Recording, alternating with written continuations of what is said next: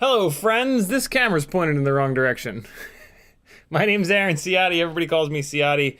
Welcome to, none of the F words work all that well for this Friday stream. We're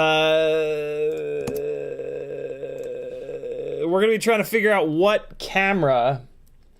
So these Tinylifters, we've been using the Newbie Drone BI camera in, and that camera is very foggy. It doesn't really handle light all that well.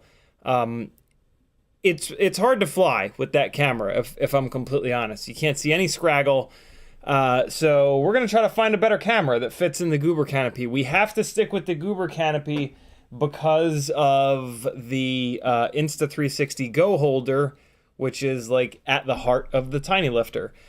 This 3D printed piece wraps around the Goober canopy like this, and it allows you to hold the Insta360 Go up here on an extremely light build. Yeah, so we can't just swap the canopy out because I don't know of any Insta360 Go 2 holders that are anywhere near this light for any of the other canopies. So yeah, the Goober canopy is sort of like our constraint, and we're gonna figure out which camera will work with that. I've found I've found two so far. Of course, the BI camera that you can get from Newbie Drone with the canopy, but also the other camera that looks like it works is the 199 V2.0. If you Google search 199 space V2.0, you'll find the top hit will be from FPV Cycle, back when they used to sell it for 11 whole dollars. Bob's got some great information here about it. Yeah. I've actually been able to find the 199C. You need that letter C. I've been able to find the 199 version 1.0, and it was made by LDARC? I don't know. LDARC. I think it's ARC. But that's about it. I actually have not been able to find this camera for sale anywhere, which is kind of annoying. But, yeah, not the end of the world. Because the other camera that seems to fit is the Caddx Ant Light, which is currently for sale. The only problem with the Caddx Ant Light is that we're going to have to remove these... what are they called? Connectors? We're going to have to remove these plastic bastards, which shouldn't be all that difficult. The little 199 camera, it doesn't have the ability to hook up a remote control to change the settings. This one does. Unfortunately, we're going to have to remove the plug header for that, though. So in order to plug a controller in to change the settings, we're going to have to direct solder it, which is kind of annoying. But we're going to plug this in ahead of time and go through the settings to see if we can get them kind of dialed in. I think this is going to be the one. I mean, you can't buy, it doesn't look like you can buy the 199C version 2.0 anymore. This one is currently available. So I think this is the one. But for the sake of, you know, options, I guess, this 199C camera technically does fit inside the Goober canopy. It's ever so slightly loose, but that's what she said. Moving on. No, it's ever so slightly loose, but I don't think that's going to be a problem, because it's what can I say, guys? It's tight enough. So yeah, that's going to be the main thing that we're sort of working on here tonight. I do have 4 Tinywhoop batteries on charge. We will fly a few. Hey, I put 8 batteries after, with all the flooding shenanigans at the end of Wednesday's stream. I didn't really get to test these Weebleed FPV 0802 motors, durability test them like I wanted to on the stream. So last night I did. Last night I spent a half an hour. I flew 8 batteries in a row on this rig. So this is the Fractal 65 frame. And then I put these prototype 0802 21,500 kV Weebleed FPV motors on it. With these carbon fiber framed Tinywhoops, what I find is that it puts a lot of stress into the motor shaft. And I've been, one of the reasons that I've stayed away from the Fractal frame is that I was worried that the motors would become the weak point and they would lack durability. What I can say is this: after 8 batteries of thrashing this thing pretty hard, either the Weebleed FPV prototype motors are extra strong, or this thing is light enough that even though it has the carbon fiber frame holding the motor base really solid, the build is light enough. Well, 3 things. Or the Newbie Drone cockroach ducts, which I chose to use on this. I used the V2 cockroach frame durable ducts up front and the regular old cockroach frame ducts in the back. Maybe these ducts are strong enough to prevent the damage to the motors. I ran it on bi-blades and tri-blades, and yeah, the motor shafts are just as straight as when I started the testing. So I could continue to beat this thing up, but to be honest, these motors don't make enough power for me for freestyle. So I'm, yeah, they're not really a motor that I want to fly too much, because I don't want to like get used to these lower power motors. I'm not a racer. And also I gotta be honest, I'm kind of falling out of love with the Fractal frame. Initially, I thought the Fractal frame was kind of fine. I couldn't tell a difference. That's a good thing. That means that it performs just as good as the Meteor 65 frame, which is awesome. But the fatal sort of flaw in this frame for me has been the camera mounting, and this is one of the, again, this is one of the reasons that I stayed away from this frame.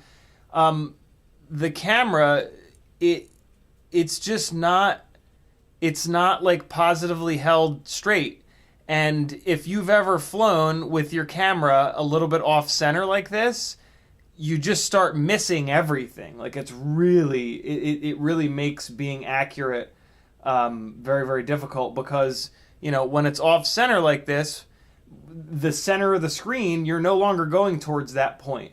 You're going towards a point that's like a little bit off center. So instead of, you know, lining up a gap here where my fingernail is, you have to start lining up a gap over here, and that's super awkward.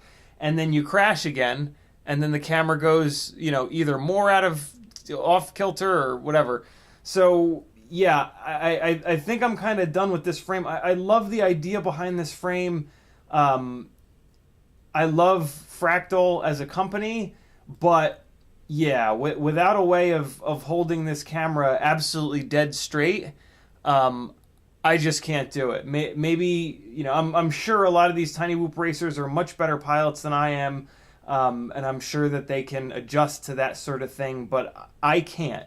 I'm just not a good enough pilot to be able to adapt to the camera like not being perfectly centered all the time.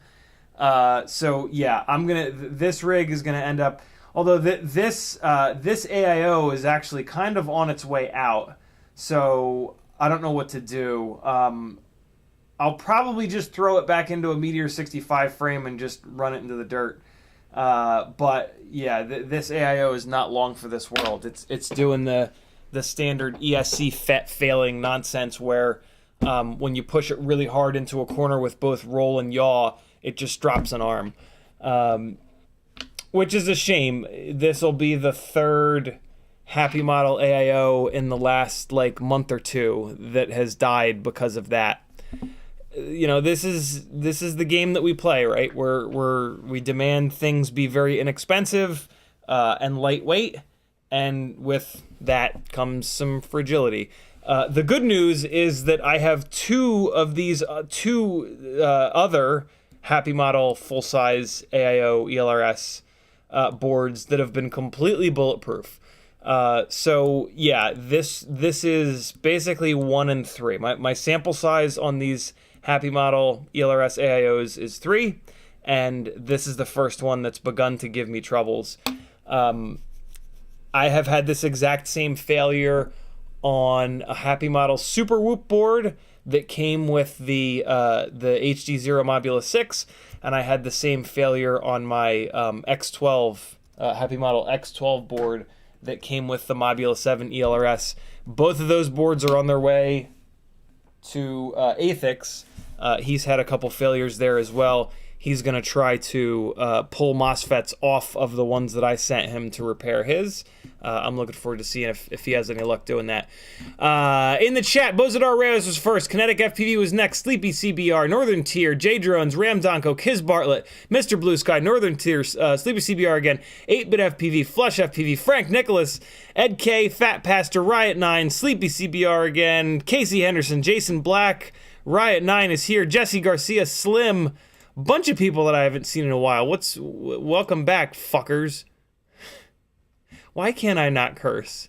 Is there something wrong with me? I try. I try. I try to not curse. Espander, Stevo, 43068, Mr. Squid.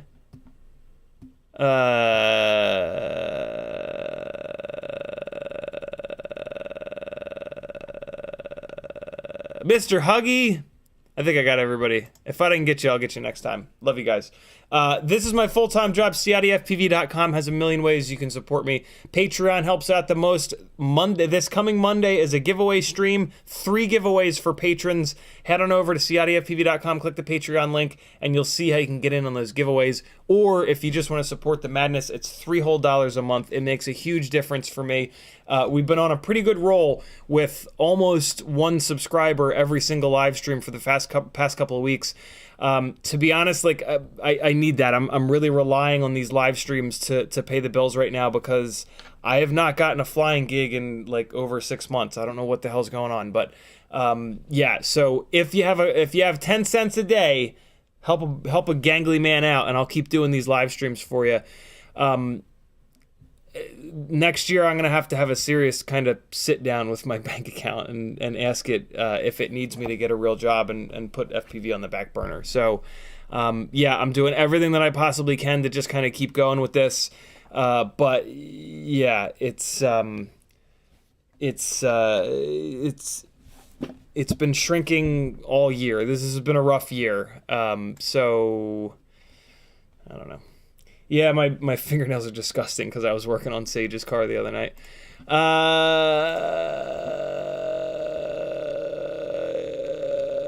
Aaron Mueller with jumping on the Patreon yesterday. Welcome to the Gangly Gang, Aaron. Speaking of the Gangly Gang, I have some dope ass artwork from CMYK FPV to show you guys in a minute. Thank you, Aaron, for joining the Tinywhoop and Toothpick tier. Very cool of you. Sleepy CBR actually sponsored a. What were we talking about, Sleepy? Hold on. It's for the giveaway stream. I'm going to reread it on the giveaway stream, but Sleepy CBR donated $30 for something from the Teespring store. So I guess what we'll do is the fourth giveaway that's open to everybody will include Sleepy CBR's Teespring donation. So whoever wins that will tell me their size, and they'll be able to hop on to Teespring and pick their favorite design in whatever color they want. And then I guess what I'll do is I'll order it as a sample. Yeah, so what I'll do is I'll order it as a sample. I'll hold their stuff. That sample will get shipped to me. I'll throw it into their stuff and then ship it out to them. So huge shout out to Sleepy CBR. It was very cool of him to do. I owe one more shout out here. Hang on one second. And it is to... There it is. Ron T. Harnage. Thank you for joining the Gangly Gang, brother. He's our other new patron. All right, cool. So... let me get going here. Hang on a second, friends. All right, if you want to talk directly to me, all I got to do is type CiottiFPV into the chat, and it'll light up an orange like this. You can do this with anybody. If you want to get somebody's attention, just type their name and spell it right, and it'll show up an orange for just them. Ramdongo says, flooding is so stressful. Hope you're all good. I am. The carpet got pissed on again. I'm still paying for this. I had to finance this carpet down here, so I've got, I don't know, 6 months more payments on it. Which it's annoying that the carpet is kind of slowly getting ruined while I'm still paying for it. Once I'm done paying for it, I'll feel a little less bad, I hope, about it getting destroyed. But such is life, I guess. Basement life, right? So that's kind of frustrating, but hopefully I have figured out it flooded this time for the same exact reason that it flooded last time, which really pisses me off because I thought I fixed the problem last time.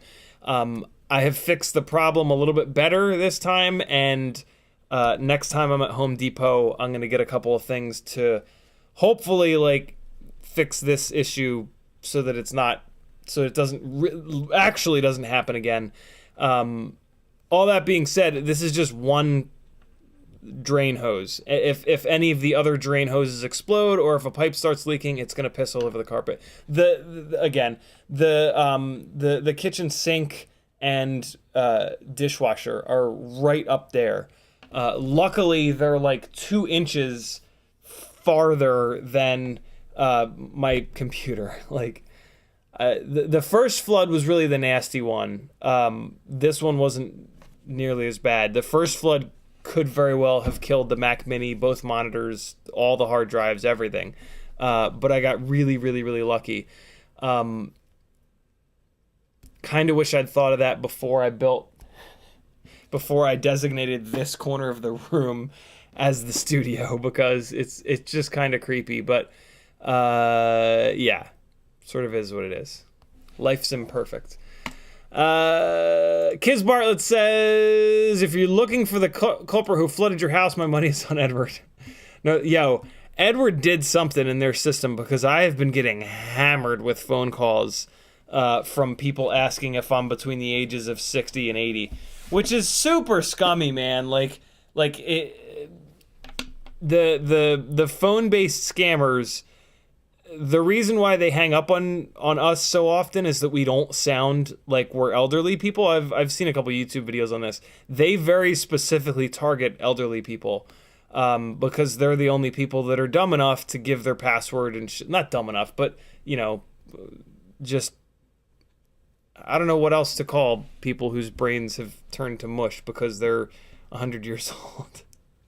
But yeah, it's they've done something in their system, and I'm now getting like a couple phone calls a day, which it was not worth it. It was not worth it. It was funny at the time, but and like they're calling in the morning and shit, and like it's not. Don't be like me. Ed K says, evening CiottiFPV Collective. He also says, hope the basement isn't flooded. It is not. Casey Anderson says, hey, brother, so glad to see you tonight. Thank you, homie. Jason Black says, what's up? Don't forget the VRX later. I'll try. Slim says, what's up to you and the collective crew? Casey Henderson says, I have a Caddx EOS V2. Very cool. Casey Henderson also says, it's what I'm putting onto the toothpick frame if I can ever get one for these 1103 8000s F405 onboard black box flash 3S. Casey Henderson says, pin headers. Plug headers. Plug headers is what I was looking for. Mr. Squid FPV says, brain fart. Plenty of those to go around. This, if I'm particularly like annoyed or just brain dead for this stream, I waited in line for over 2 hours today to try to keep a brain damaged wannabe Nazi out of the Senate. So forgive me, but yeah, today's been a very annoying day. I'm exhausted from waiting in line for over 2 hours. So help me God, if we put that piece of shit into the Senate, I'm gonna lose my mind. And he's just a piece of human garbage through and through. Like, his own son hates him. It's just all bad, man. Like, the state of Georgia is a complete embarrassment that this had to go to a runoff. It's really, really scary. Really, really, really scary. Against a candidate who's like devoted his life to being a good Catholic, and yet all the Catholics have apparently placed football before common sense. So yeah, I'm very annoyed today. So I apologize for anyone who I scream at. I'm trying my best. 8-bit FPV says, could always put a traditional canopy on it. Unfortunately not. Traditional canopies will not hold an Insta360 Go 2. Casey Anderson says, I need some motors. Actually, I need a toothpick frame for that setup I mentioned that I need to transfer to a toothpick frame like you suggested. But yeah, Mr. Huggy says, any suggestions for a motor for 1S 2-inch props?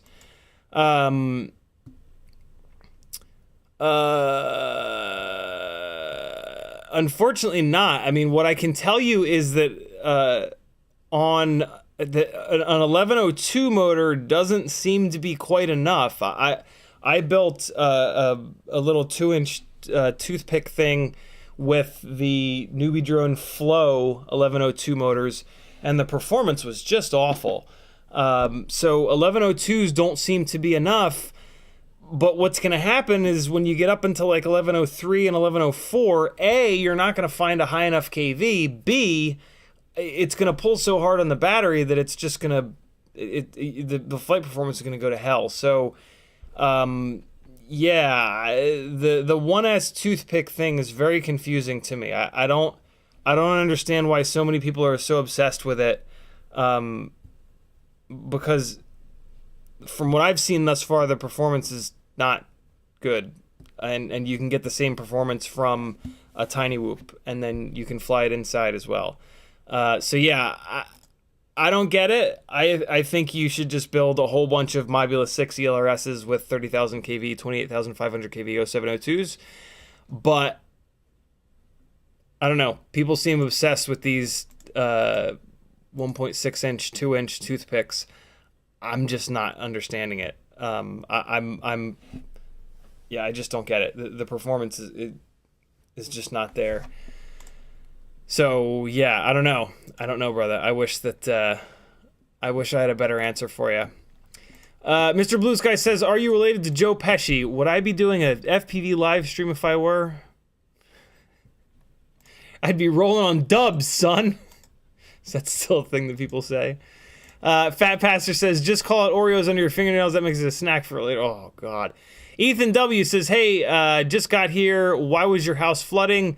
Because houses flood sometimes. Just, house stuff. Riot9 says, you are elderly people. Yeah, probably true. Ramdago says, been binge watching Parks and Rec this week. Oh man, that's a good one.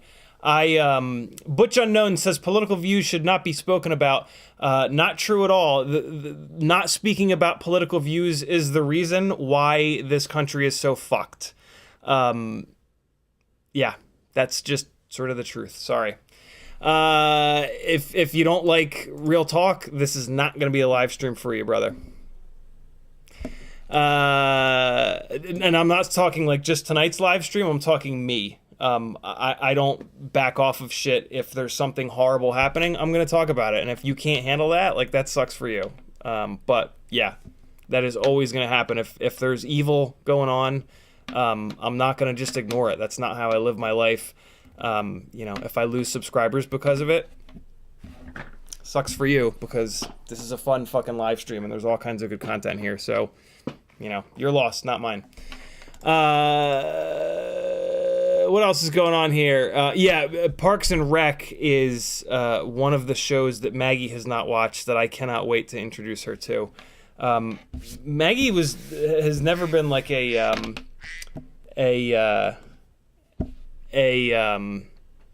TV person, so I have the distinct pleasure of introducing her to a lot of really cool shows, which is pretty rad.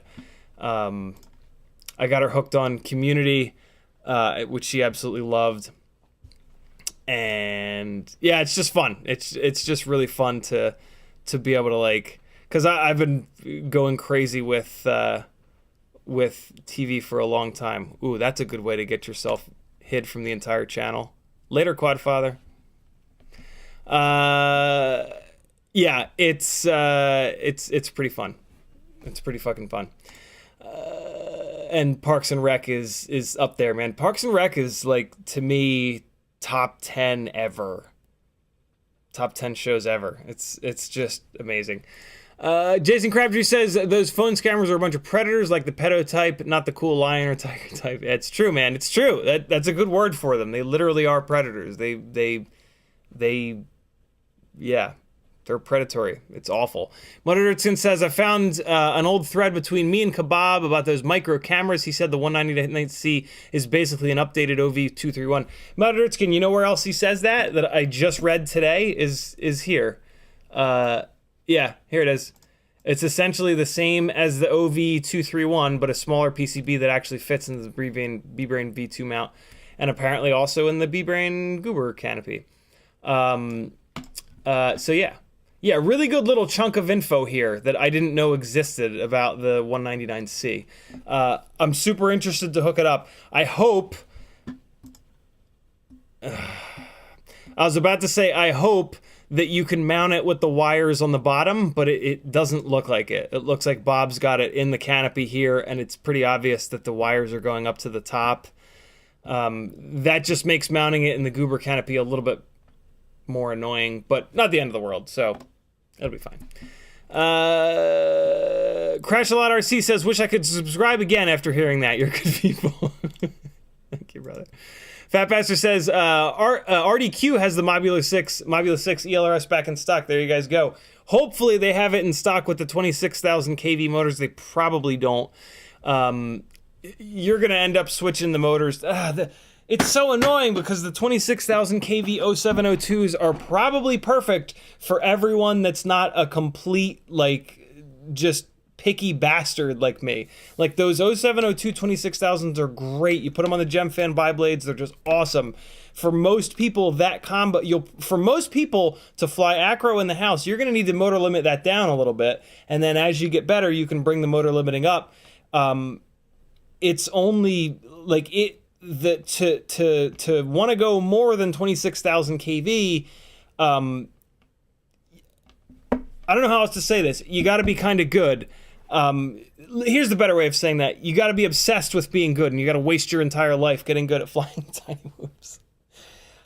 So yeah, for most people, those 0702 26,000s are perfect, and it doesn't look like, yeah, Frank confirming that the 19,000s are what's in stock. I don't think Happy Model's making the Mobula 6 ELRS with the 26,000 kV motors anymore, which is a real shame, because the 19,000s are way too low of a kV. Like, you have to do a motor swap with those. At that point, you kind of, if you can find it, you might as well. You can definitely find the AIO. Tinywhoop.com has it. You can probably get it from a bunch of other spots. The problem is trying to find the camera and canopy combo. That's a little bit more difficult. I'm almost certain that you can find that as well. So yeah, the easy button is to just get it with the 19,000 kV motors. And then what's nice about that is you have 4 perfectly good motor bells. You have 4 perfectly good 0702 motor bells. And then you buy the We Bleed FPV 0702 28,500s, or at some point, the Tinywhoop.com 0802 30,000s will be back in stock. And as you beat the shit out of them and you need to switch, you bend a motor shaft, you've got 4 perfectly good motor bells on the 19,000 kV motors. So it's not the end of the world, but it's just annoying because, yeah, 19,000 kV is just, it's just way too low for an 0702. But if you can't get it with the 26s, you can't get it with the 26s, you know, like, so, yeah.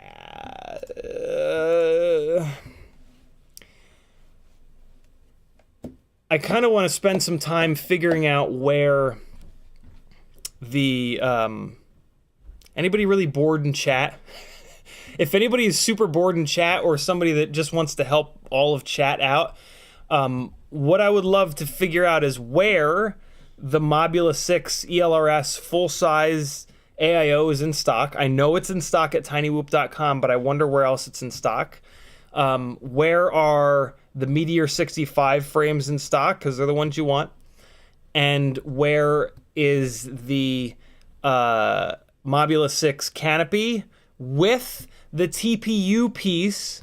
Has to also have that. It looks like a little weird X thing. And the Runcam Nano 3.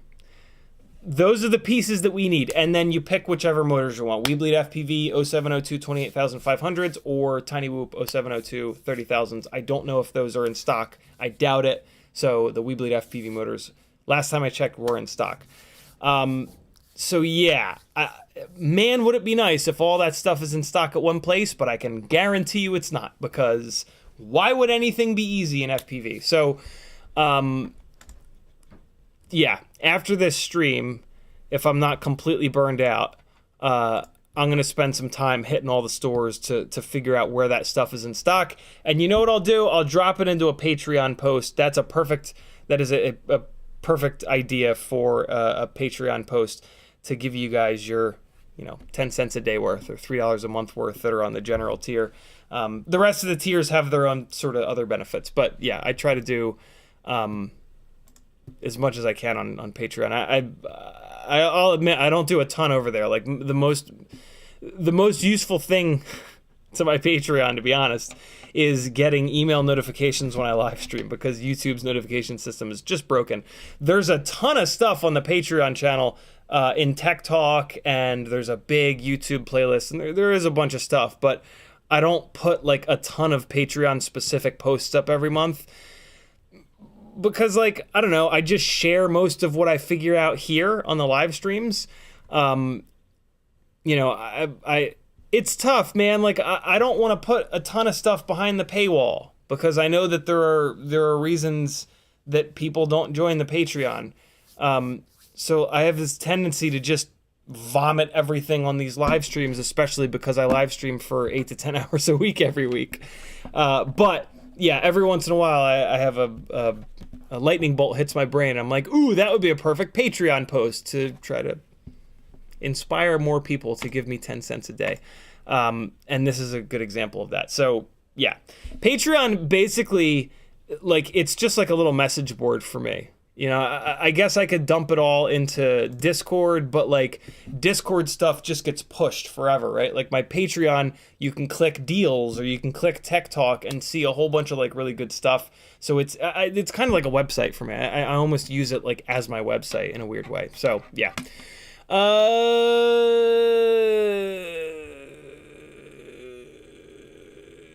Does it sound like I'm pooping? William Loesch says, I'm hearing that Mobula 6 has short flight time. Should I plan to upgrade motors or just rely on the 48 kilohertz ESC setting? William, flight time. So the Mobula 6 is not going to have any less or more flight time than anything else that has the same sort of motors and is the same all-up weight. even more important than that, though, runtime is 99% how much throttle you're using, and the all-up weight. Those two things are like everything when it comes to runtime, as long as like there's not a problem with the build, right? So yeah, I'm gonna take a wild guess that's almost certainly correct that you heard that on Facebook. Don't listen to anything on Facebook. If you do listen to anything on Facebook, make it a point to ask that person or research that person giving you the info. And what you'll usually find out is that they've been flying about 2 days, and they just don't know anything, because you don't know anything when you've been flying for 2 days. You don't know anything when you've been flying for 2 months. You barely know anything when you've been flying for 2 years. So yeah, don't listen to anything on Facebook FPV related. It's all bad, and it's going to steer you the wrong way, and it's going to just make you hate yourself. Listen to people that you know have been around a long time and kind of have actually tested stuff. You know, 99% of what you're going to get on Facebook is the person has it's a sample size of one. They've tested nothing else. Maybe they've tested one other thing, which is useless. And there's so much placebo in this hobby. It is so incredibly difficult to tell the difference between stuff that whatever the person is currently using is always the best product that has ever been created on Earth, ever, in the history of time, even back before FPV existed. It's amazing. So yeah, it's all garbage info. So just don't listen to it. Your runtime is all about how hard you are on the throttle and the all-up weight of the rig. Mobula 6 ELRS is unbelievably lightweight, so you're going to get incredible runtime, and then the runtime is going to depend on how hard you are on the throttle. If you're racing with the nose down, hammering, you're going to charge through the batteries. If you're flying freestyle like I do, you're going to get, Christ, even with the crazy KV, like big power 0702 30,000s, I still get damn near 3 minutes out of these tiny little ridiculous batteries. Like, that's absurd. That's ridiculous. On top of all of that, runtime doesn't matter on Tinywhoops, because when you're done flying a Tinywhoop, you bring it in. Here, I'm going to show you. So the batteries only cost a couple bucks. The batteries are absurdly cheap, right? You land your Tinywhoop, you take the battery out, take another battery, put it in, plug it back in, and you're good to go. So it's about a 7-second battery change. Batteries are cheap. Buy a whole bunch. Don't think about runtime. Think about the way that the quad performs, and build a Tinywhoop that performs really well, and then just change the batteries whenever you need to. Pretty much regardless, you're going to get 2+ minutes out of a battery, and that's pretty good. You're not flying Tinywhoops long range. You're flying them in the house.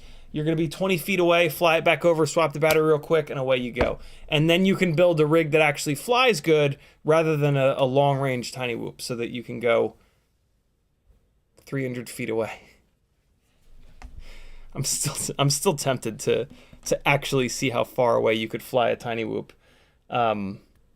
Now that we have ELRS, you could just fly it blind. I'm pretty sure you could just outfly the video and just just get it into a cruise and just let it roll. I think the way to do it would be to have a friend drive, find a big long road, have a friend drive, and then you just fly it and you outfly your video. And then maybe you get on the cell phone with them and you have them tell you more throttle or less throttle. And you just keep going and going and going and going. Like, you get it into the point where, like, you know, your throttle value can stay the same. Even, actually, what you would want to do is, like, get it to the point where you can take your finger off the throttle and have it keep kind of going. And, yeah, just have your friend follow it in a car. And then when your video goes away, you just kind of leave it and they can tell you over the cell phone, like, more throttle, less throttle. And you just keep going and going and going, and eventually the battery will start to die and they'll tell you more throttle, and you'll get to the point where you're full throttle, and then it'll crash into the ground. They can pick it up, and what's cool about that too is they'll be in a car with a trip odometer, and they can drive back to you and tell you exactly how far you get. I actually wouldn't be surprised if you could get... I'm going to say... Who's going to do this? I'm not going to do it. Somebody should do this, though. I'm going to say... What do you guys think? How guys... In miles. We'll use cheeseburger units. I'm going to guess...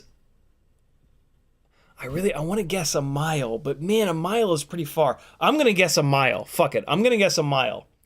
I'm going to guess that any old Tinywhoop with ELRS, because that's the only control link that we've got for a Tinywhoop that'll go that far, will go out a mile. I wonder if the little ceramic antenna would get a mile out. I have to assume that it would. Although I have proved on these streams before that a little piece of wire actually does better. So if you're gonna do it, you might actually want to just go ahead and break your your ceramic antenna off and replace it with a little wire, a little tuned bit of wire. William Loesch says, "Oh, and we got that. Great question, by the way, William. I hope I didn't mean to come down on you or anything like that. You know, the question that you asked is a very common, it's just a common-ish thing that gets perpetuated in FPV by dumb people on Facebook. I shouldn't say dumb people. I should say people that just don't know anything. Also known as dumb people. Ramdyko says, want to get paid? Well, don't talk about the thing that's happening all over the world. YouTube is weird. Better words go here sometimes. Yeah, it's true. But getting paid is less important than society advancing or being happy or just, you know, speaking the truth. So, yeah, I've always said that I'm not a good YouTuber, and this is a part of why, right? Like I'm unwilling to keep my mouth shut about stuff that about divisive stuff that matters. I'm always gonna punch a Nazi. So don't be a Nazi, and you won't have to listen to me screaming bad things about you. It's pretty simple. Ethan W says, have you tried the walk snail system yet? I'm thinking about getting a Whoop with it. I have not. But man, I've seen a ton of reviews on it. It looks great. Unfortunately, it's a little heavy for a Tinywhoop. You're going to end up with a Whoop that is very challenging to fly in the house. Also, you're going to end up with a Whoop that is going to break shit in your house. The HD0 system is roughly half the weight, and I don't even like the Tinywhoops on that system, and they crash really hard. So the HD Tinywhoop thing is very cool. Don't get me wrong. It's very, very, very cool. But realistically, for a Tinywhoop to fly inside the house, HD0 is the only real option. And even it is not going to be the best. But it's only a 4-gram weight penalty. So you're going to end up with like a rig that's like 24 grams dry, and that's not that heavy. Like that's right on the line of like too heavy for inside. That's right on the line of like it's gonna crash hard enough to break everything in your house, and or it's like not enjoyable to fly inside. Everybody has a different idea of what is enjoyable. You know, some people like just the fact that they're able to fly in the house is enough for them. I think that's true for like a couple of weeks. Like for a couple of weeks, there's that novelty of like, oh my God, I can fly HD in the house. This is amazing. But then eventually it's like, well, now what? You know, I've flown into and out of every room in my house 100 times. Well, now I want to be able to like actually fly like what I do outside. And that extra 4 grams of dead weight really makes that considerably more difficult. Especially when it comes to acro flying inside the house. Totally doable. Absolutely doable. The older Tinywhoops that we had were all this weight. The problem is that once you've tasted the Kool-Aid, that is a 19.8 gram 0702 30,000 kV analog Tinywhoop, it's hard to go back. Especially with how durable that setup is. And also with how good analog looks compared to HD0. I know that sounds like a weird statement, but I put all this effort into the HD0 Mobula 6, and then I went back, I continually went back to the analog rigs, and it was like, yeah, I mean, this is not quite as good, but like 4 grams for like a little bit of an increase. Now, the walk snail system would be a big increase, but here's the other thing, like, there's no scraggle inside your house. So, like, what's the point? If you don't have an analog setup, if you just got into the hobby and you went into walk snail, and the difference is, you know, buying $300 worth of analog goggles and receiver used off Facebook Marketplace, I get it. But yeah, the analog Tinywhoops are a hell of a thing right now, because we've finally got this power to weight ratio problem, which has always been the biggest problem with Tinywhoops, under control. And it's really hard to fly anything else. Like, that has set the bar really, really, really high. So yeah, I would definitely advise against doing walk snail on a Tinywhoop, because that's going to take it from like kind of okay to just like, it's a total novelty. You're not going to be able to do any real tricks with it other than just snap rolls. If all you want to do is snap rolls and snap flips, then that'll absolutely do it. But if you want to, you know, for me, that gets old in about 5 minutes. So yeah. The crack cocaine that is a Mobula 6 ELRS on a Meteor 65 frame BT 2.0 folded cell batteries and high KV 0702s is fucking real. And yeah, build one of those rigs at your own risk, because they're gonna ruin you. I'm telling you right now, they're gonna ruin you for all other Tinywhoops. If you want to do if you want to do something lightweight with the walk snail system, Ethan, do a toothpick. Do a walk snail pick, with, you know, the traditional toothpick formula of FPV cycle TP3 frame, 1303s, 1304s, 1204s, something like that. That's where the walk snail system is going to really make sense. That's basically the lightest weight FPV build that makes sense with that system. And dude, that's going to be an incredible rig, because you've got onboard HD DVR, you've got HD in the goggles to spot all the scraggle, right? That's going to be a hell of a rig that you can fly all day, every day around your house, right? And you can probably fly it from inside your house if you put it on Crossfire or ELRS. So you can still have that, yeah, not freezing your balls off flight experience. But yeah, you won't be flying inside the house with it.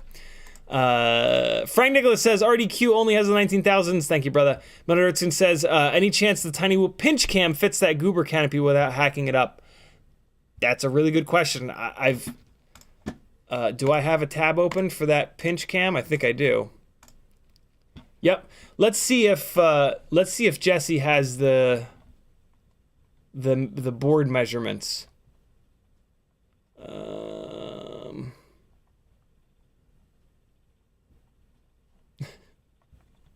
I love this. Test side by side, no sharing. It's on a public website.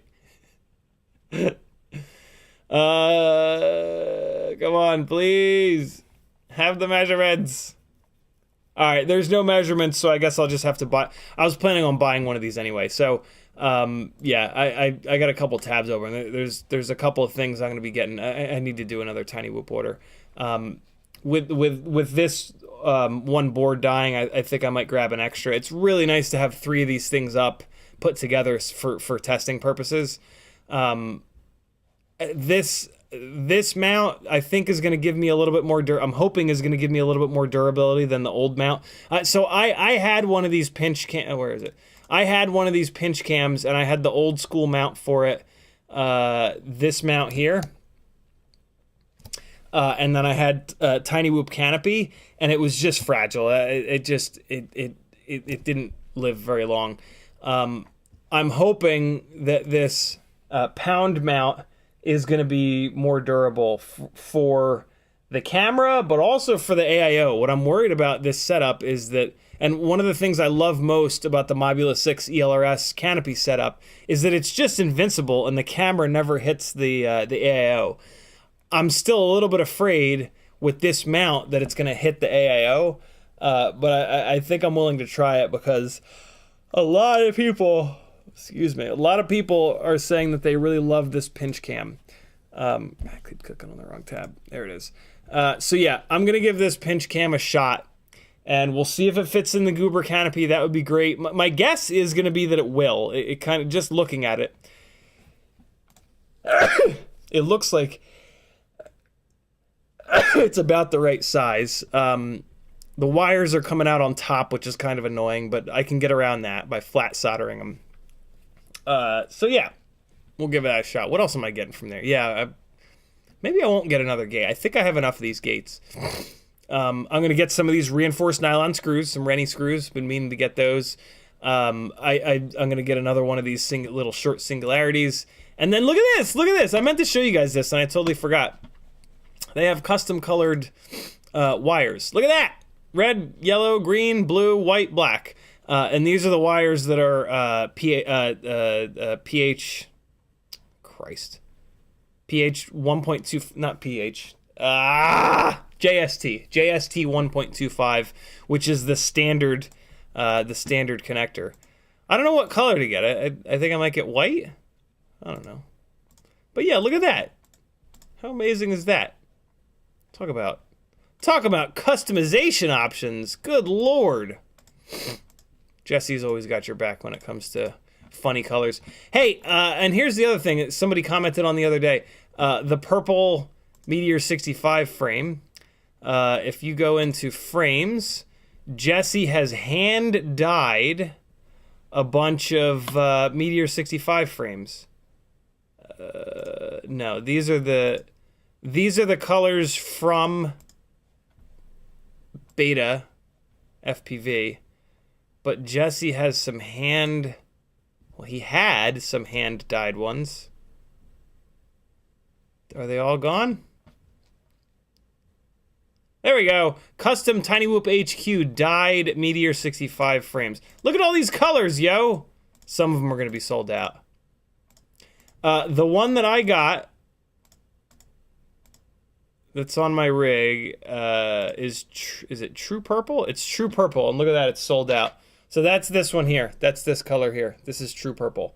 Hopefully Tinywhoop will make this again. I think it's True Purple. Is it Barney? Nah, it's True Purple. So yeah, there you guys go. Oh,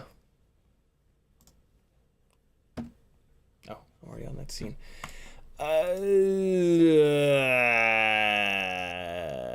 Scrolling back up. Oh, Mr. Blue Sky with a $50 super chat. Holy shit, brother. Thank you. Good Lord. That came through a while ago. Sorry for the delay, brother. Damn, for the cause. Deal. I'll use it on health insurance and food for the kiddos. Thank you, brother. Very, very cool of you. Mr. Blue Sky, what do you got that I can plug? Everybody go to Mr. Blue Sky's channel and subscribe, or I'm going to beat your faces. Let's see if he has any content up. Hold on. Mr. Blue Sky, where are you at? There's no content up there. Mr. Blue Sky, what can I tell people to subscribe to of yours? This is very, very, very generous of you, man. Thank you. Thank you. Fractal says, RDQ only has 36 Happy Model Bind and Fly Mobula 6 ELRS V2 65mm in stock. 36 sounds like a lot, but that'll be gone in a couple of days, I'll bet. Fat Pastor says, got the Flywoo stuff you sent today? Thanks. You're certainly welcome, brother. It's Spawn says, I have the iFlight Blitz stack with BLHeli 32. But when I enable bidirectional D-Shot, it shows error 100%. I'm running D-Shot 300 PID loop 1.6.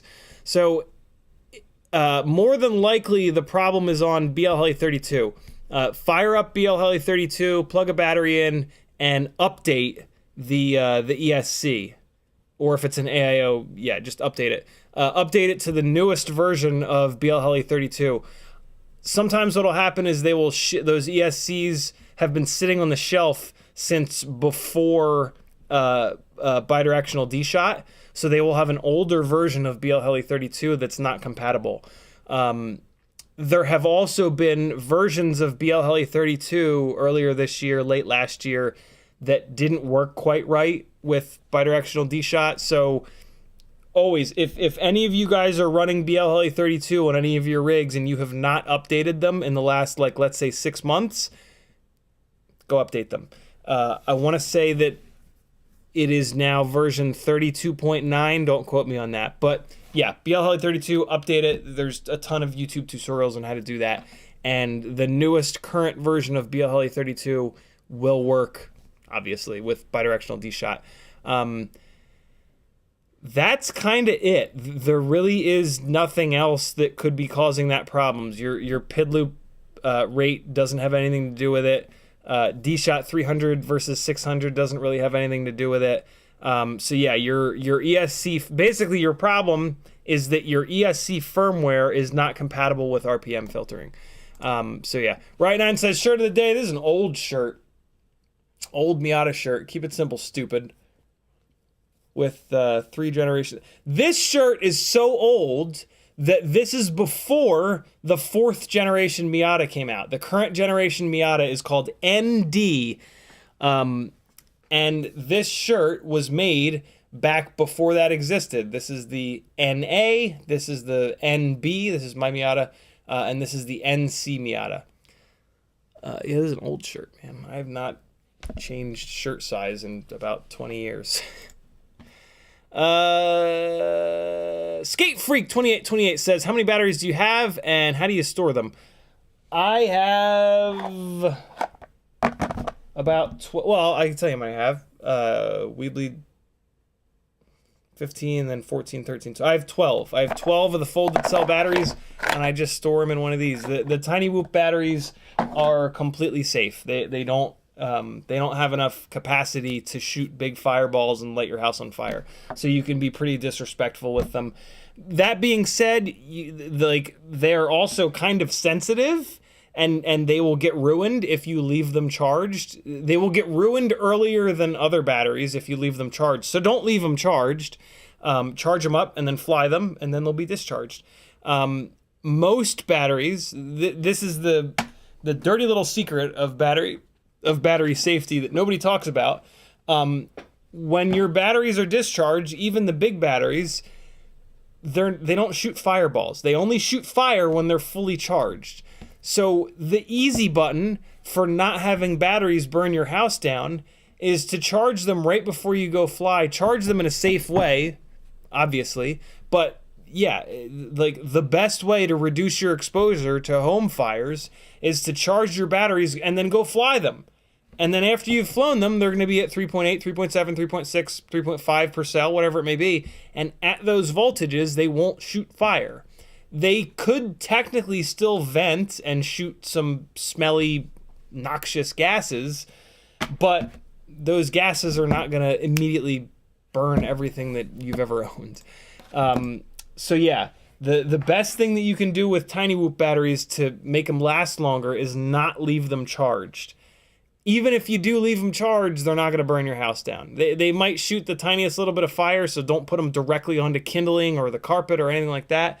But just charge them and then fly them, and then you're going to be fine. Great question, brother. Espander says, I have ceramic antenna so deep inside of one of my 5-inch quads that I can't even see it from the outside unless I'm really looking for it, and it does a mile, no problem. Nice, Espander. So I actually I did a little bit of range testing of Crossfire versus ELRS with a ceramic antenna buried inside of a carbon fiber frame. and I was actually staggered at how much more range Crossfire got. It was a totally unfair test because Crossfire had a great big Immortal T antenna outside the back of the frame. Like the Crossfire rig had not perfect, but damn near perfect antenna setup. And then the ELRS rig had arguably the worst possible antenna setup.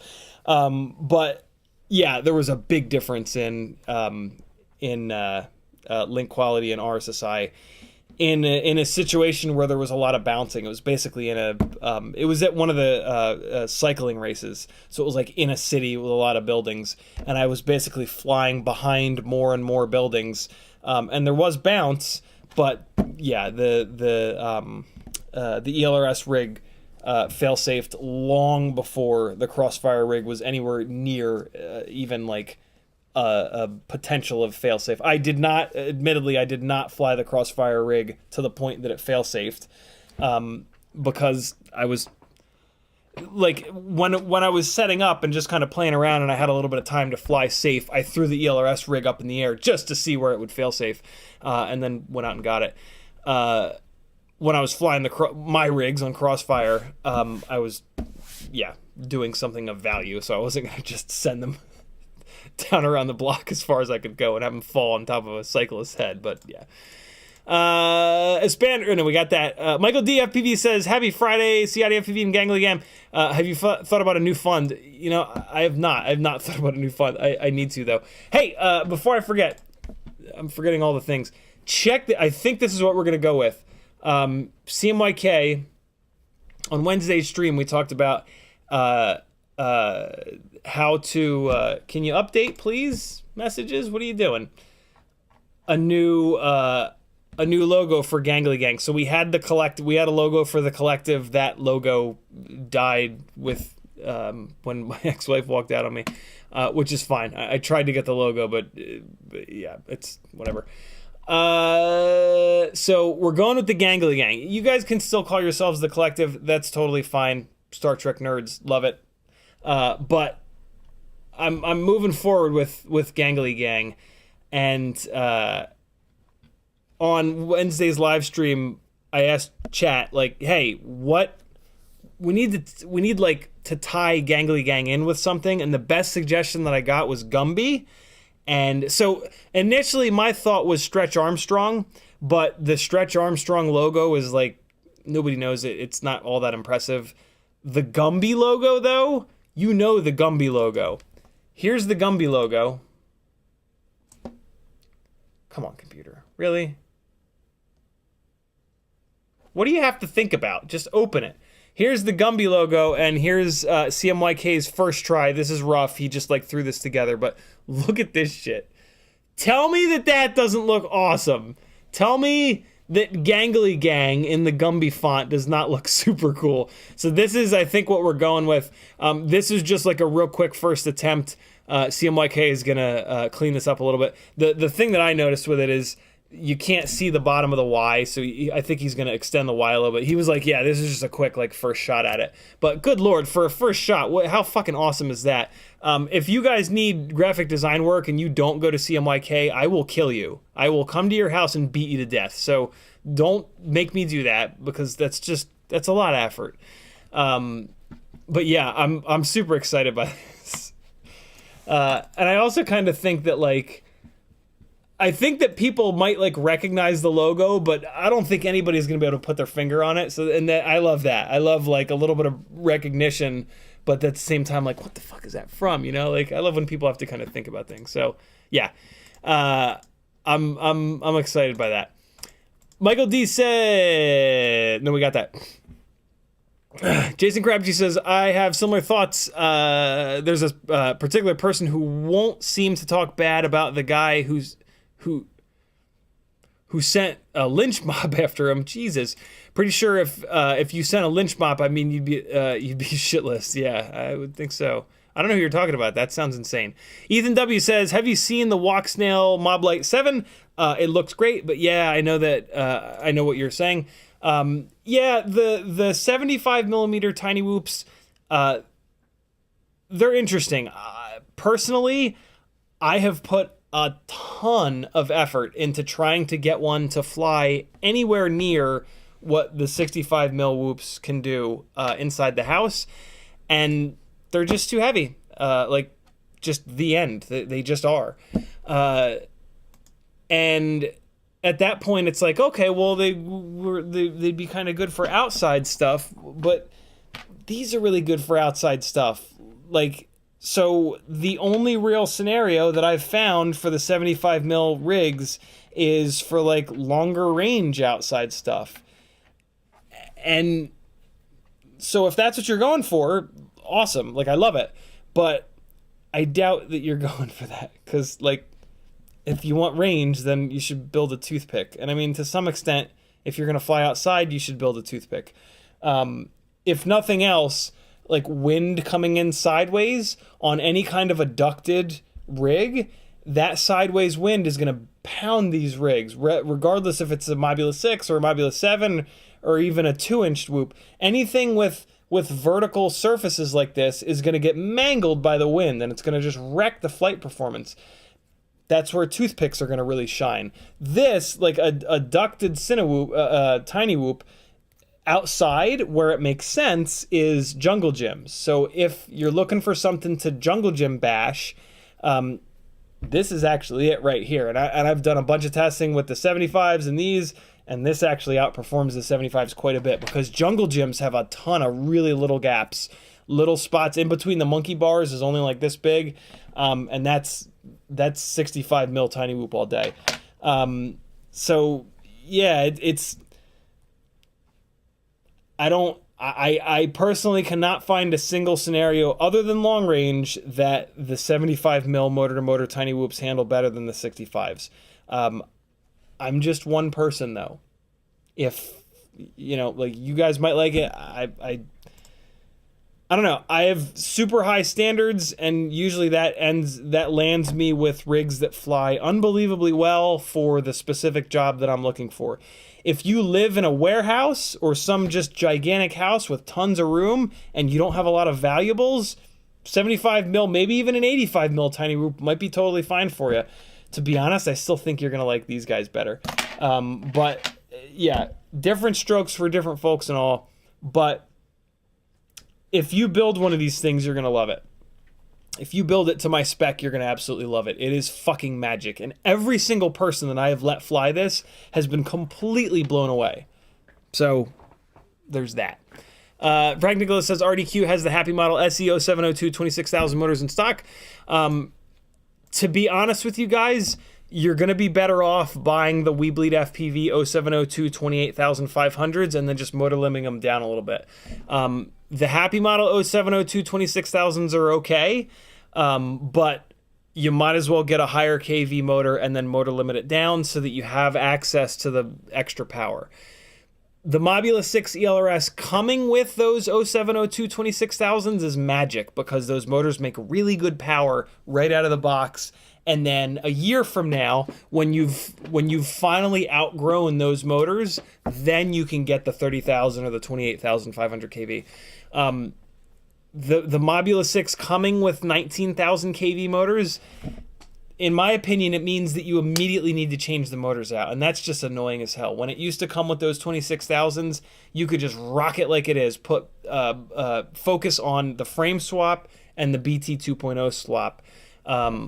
But now you got to do three things. You got to swap the frame, BT 2.0, and swap the motors out to get something that's really got the authority to have that like super nailed down flight characteristic, and just enough power to...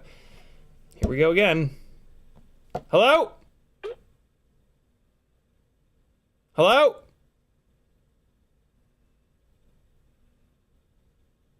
And hang up. Maybe not. We'll leave it.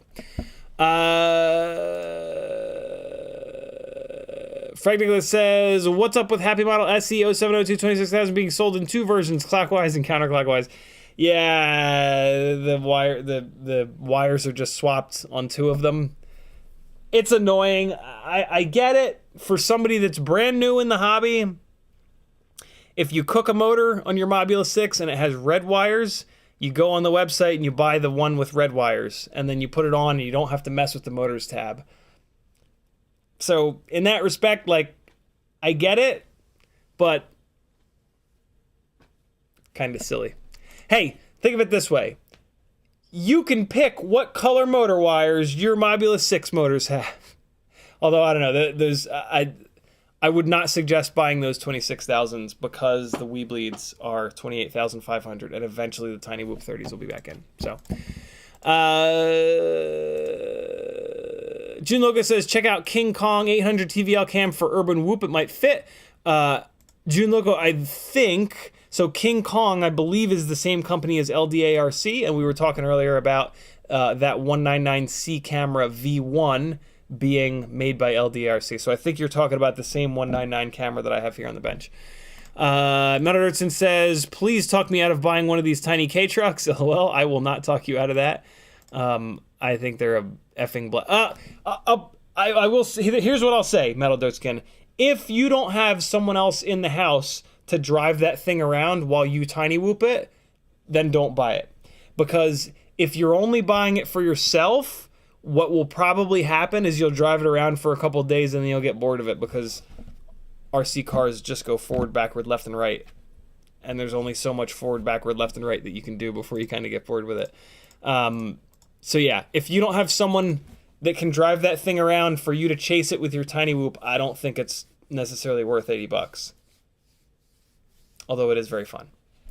Ethan W. says, do you think I'd be able to make a toothpick that uses BT 2.0 series pigtail? Yeah, absolutely.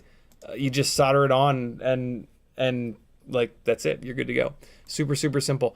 Metadirts can also keep this in mind. RC cars are easy to drive. Felix, our 12-year-old, easily, like immediately from no learning curve, was able to drive the tiny K truck all around, and it was super fun to chase. So yeah, your significant other, young kids, anybody is going to be able to drive that thing around. You just got to be able to convince them to, yeah, drive a little RC car around while you chase it with your tiny whoop for fucking hours, because it's hard.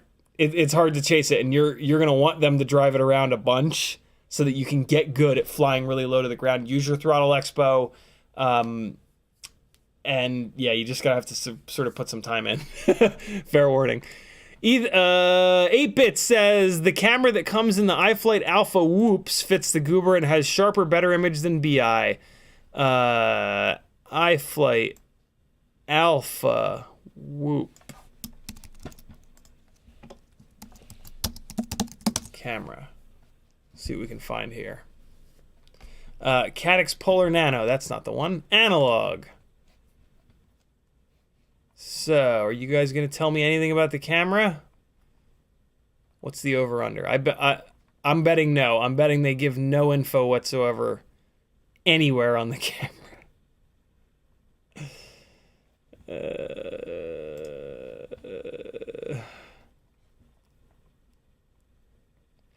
Come on. Let's put the word replacement in. iFlight, for the love of God, don't tell me that you don't sell the camera. Alpha Whoop. Oh man, I'm on AliExpress. That ain't gonna do me any good. Or will it?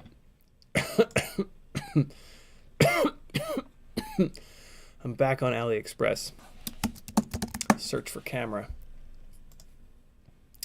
Loris? Nah, that's not it. Or is it? Is it the Caddx Loris? iFlight Alpha Analog.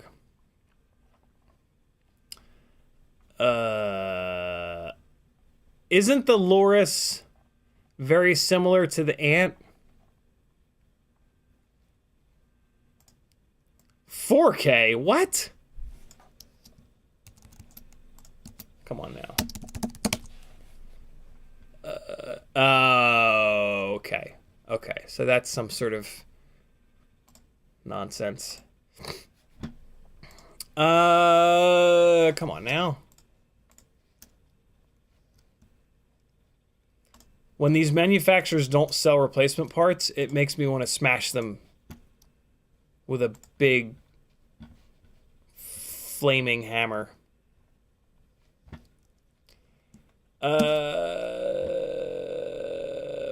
Farts.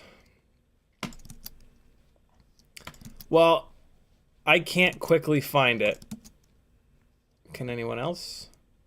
Challenge has been dealt. Who can find that camera? Or even just information on the camera would be amazing. Derpa, derpa, derpa, derpa, derpa. Casey Anderson says, it's a Caddx Turbo EOS V2. Is that still considered good because it gives me amazing footage? I don't have any experience with that Caddx Turbo EOS V2. Luckily with FPV cameras though, all you got to do is YouTube search the name of the camera and you'll find a dozen different videos of people reviewing it. So you got it. CMYK FPV says, yo dude, what's up gangly gang? What's up brother? Ram Douglas says, pinch cam with removed filter is sold out, I think. I would get it with the filter. Jason Crabtree with a $10 super chat. Thank you, brother. He says, to the paycheck fund. Also, what's the dry weight of your Rip Squeak? I have a couple of different Rip Squeak builds, Jason. I'm going to give you the weights of the lightest weight ones. The Rip Squeak that I have that's designed to carry the Insta360 Go 2 is a fat son of a bitch because it's got a whole bunch of extra TPU on it. So I'm not going to weigh that one for you. I'm going to weigh the 1404 rig first, which is 137. And then this is the 1306 rig. And that one's 148. And then this is the 1504 rig. I'll be damned, which is also, there it goes, 149. I didn't think the 1306 rig and the 1504 rig would be so close. Huh. These all have RunCam hybrids in them. They do have a nice chunk of TPU on the bottom here to hold the Mini Mortal T and to hold that really cool rear Insta360 Go 2 mount. I could probably shave 2 or 3 grams by going with a simpler piece of TPU here, but I really like it because I really like that bottom Insta360 Go mount. And that's about it. Like I haven't gone, I have little TPU on the front arms of all of these. 20 by 20 stacks. Nothing really crazy. No extreme diet campaigns going on with any one of these, but also no huge silly chunks of TPU on them to make them like extremely heavy. Also all battery straps with plastic buckles. That's a nice way to save a couple of grams.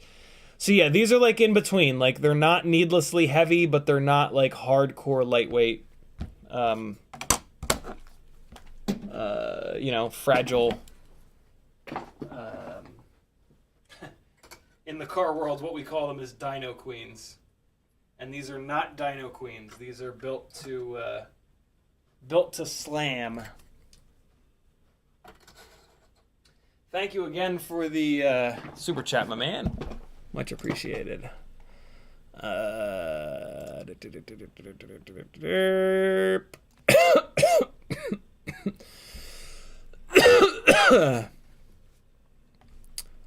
Scrolling up to find my place.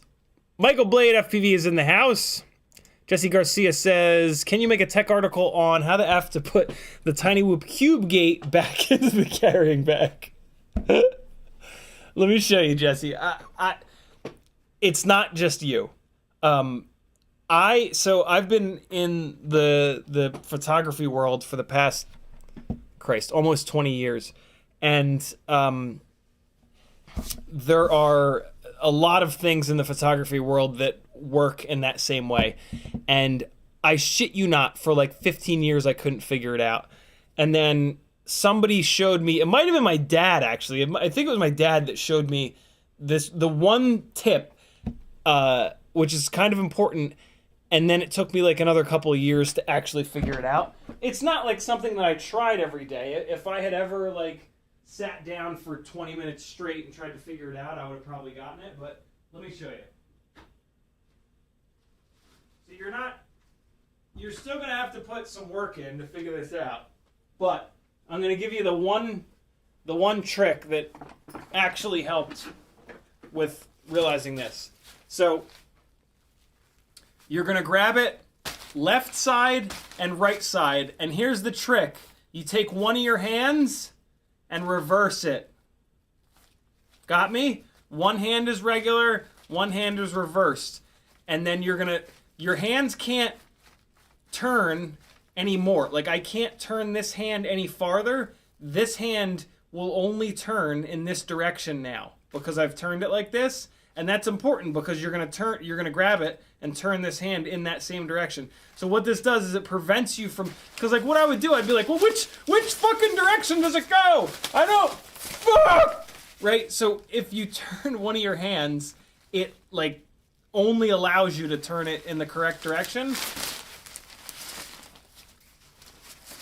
It's still difficult, I'm telling you. It's still, I've never actually put one of these away. Why is it doing that? There it goes. All right. I've actually never put one of these away. I took these out of the container and then I've left them. So, all right, so do that. It seems to be easier if you go by the corners. Grab it by the corner, take your one hand, reverse it, grab it like this, take your other hand like this, and you're going to twist.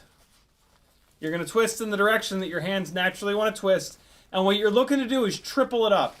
You want 3. Yeah, so this still does work. So you're looking to triple this thing up. By the way, there are YouTube videos on how to do this. I did not find them helpful at all, but it's worth a shot. But yeah, you want it to triple, so that it's going to do this by itself. And see this bit right here? This is going to go forward to make one of the holes, and then it's going to naturally kind of, and then this bit over here, this is going to fold under. It's the hardest thing in the world. It's not just you, but it will. You're trying to triple loop it, and there's only one way to. Yeah, I don't know. It's not just you, man. So this part becomes a loop towards you. This is the part outside my right. So maybe do this. Make your right hand be the one where your fist is out. Make your left hand be the one where your palm is facing forwards. All right? And then when you do that, and you're also kind of pulling your hands together. You're twisting. You're twisting it, right? And then, yeah. It's the hardest thing in the world to do. But I think with that one trick, I think with your hands, it's going to help you quite a bit. And also, just keep in mind that you're trying to triple it up. There's going to be 3 distinct circles when you do that. And you can kind of like, as you're rotating it up, you're going to kind of see that. Like, you're going to see the 3 different layers kind of come into existence. The one of them is here, where my knee is. And that's going to kind of come, see it? See it forming its way up? And then the other one is here. And then your hands are sort of one.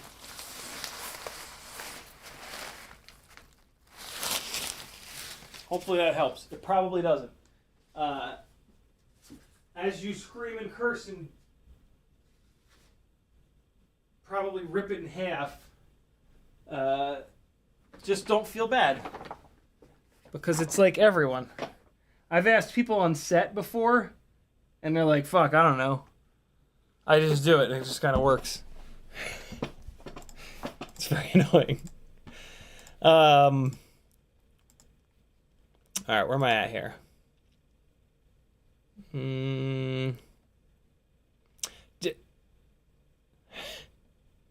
It's Spawn says, I have iFlight Blitz stack, but when I enable but I answered that already. It spawns. I can't answer it again. Basically, you need to reinstall BLHeli 32 and you need to make sure it's on the most current version. If you want a longer explanation, rewind back to the first time he asked it. I already answered it. That's right. Yeah, my dad says he was here yesterday. I forgot to ask to drive the truck. It was sitting right here the whole damn time. I forgot. We didn't have much time though. We went to the Botanical Gardens for their Christmas light show. It was really cool, actually. Mr. Blue Sky says, I don't post on YouTube yet. We need you in the community. Thank you, brother. That's very cool. Frank Nicholas says, which canopy to use with the Meteor 65 frame? The best canopy I've found, hands down, it's also the lightest canopy, is the Mobula 6 canopy and Runcam Nano 3 and the little TPU piece that you need that comes with the canopy. You can buy the Mobula 6 canopy without the TPU piece. That's what's kind of annoying. And then it's worthless because the screw spacing is just, I don't know, it's like 21 millimeter. It's some weird screw spacing. It doesn't make any sense. You need that little extra piece. Jason Krebs says, what's the dry weight on your Rip Squeak with a Runcam hybrid? Right9 says, we just answered that. Right9 says, I thought the ND was a BMW. I thought an ND was a BMW the other day. Not a fan. It looks heavy. One of the few things MX-5 had going for it. Right9, believe it or not, the ND is one of the only cars in the history of cars to be lighter than the previous generation. The ND Miatas weigh what my second generation Miata weighs and what the first gen Miatas weigh. It's like the whole car world completely lost its mind when the ND Miatas came out, because that's just unheard of. It's completely unheard of for a manufacturer to reduce the weight of their new model. The ND Miata is arguably you could make a real strong argument that that's the best sports car ever made. The Miata kind of is the best sports car ever made because it actually works, and it's cheap, and it's light, and it's low power, and those are all kind of things that define sports car. You can have a different definition of sports car, but you'd be wrong. And yeah, the current generation is just absurd. It's really it's quite the thing. So yeah, the looks are definitely a little divisive. Like there are people that really don't like the way they look. If you don't like the way it looks stock with wheels and a little bit of lowering and like a front lip and a rear wing, it really changes the look of it. But yeah. David Ciotti says, how about that light show? Yeah, seriously. There was a crazy light show at the Botanical Gardens. It was wild. Mudder Ertzkin says, I fail-safed ELRS once, but the transmitter was at 10 milliwatts and I was standing behind my car. Michael D says, you should do the ELRS versus Crossfire test again with an EP1 receiver. I mean, I don't really find it necessary to do like testing like that because there are people that are much smarter and better at doing that testing. Wesley Vardy mainly. So yeah, the testing is out there of ELRS versus Crossfire. 900 megahertz is a wavelength that's going to penetrate better, and Crossfire is a system that's been time tested. I don't love Crossfire, but it's on every single thing that I have, and it works really, really well. So it is here to stay. Express LRS is brilliant. But yeah, I don't know. You can't go wrong with either one, to be completely honest. Bob Bruce says, I love that Gumby Gangly Gang. It's kind of retro. It is retro. That's also why I like it. 661 says, hey. Brandon McBean says, have you tried 35mm prop 65mm M65 Pro? It's like the power of 75, but size of 65 for inside. I have tried it. It does make a little bit more power, but it's also a little bit heavier, and weight is the enemy with Tinywhoops. Weight is a bigger enemy than power. We can easily make more power with the regular 65 mil setups. The other problem with so what Brandon's talking about is the Beta FPV Meteor 65 Pro frame. The other big problem with that frame is there are only two AIOs that work with it. One of them is a Beta FPV AIO, so that's immediately out. The other one is the media. Well, no, wait, there's more than that. There's more AIOs that'll work with it, but Yeah, the long and short of it is you can't run that frame with the best AIO that I've found, which is the full-size heavy model ELRS. You have to run an AIO that's like cut deeper on the corners, and none of those AIOs seem to be all that good.